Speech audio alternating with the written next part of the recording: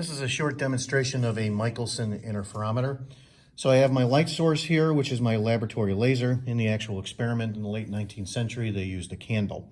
Okay, right here is the beam splitter. It is a partially silvered piece of glass, so it's highly reflective as well as being refractive. So the laser light then strikes the beam splitter here, and it splits into two beams of light.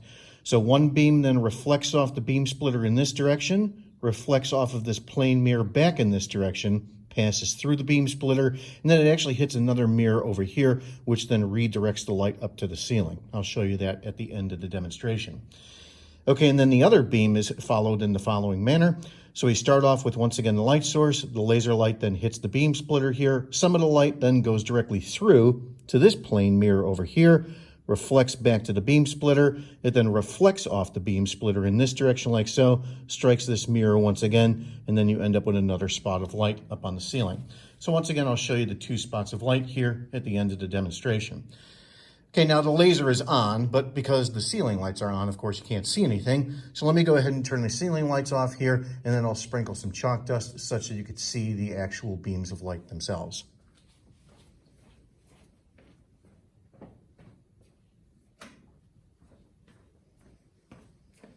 Okay, so now let me go ahead and sprinkle some chalk dust, for example, like so.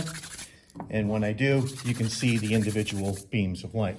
Now I'm going to go ahead and take my phone here off the ring stand that I'm using, and I'm going to then point the phone up here to the ceiling, like so, and you can see the two laser spots of light there. And then, for example, I can get those two spots of light to overlap each other by steering the mirrors around appropriately, and so on, like that.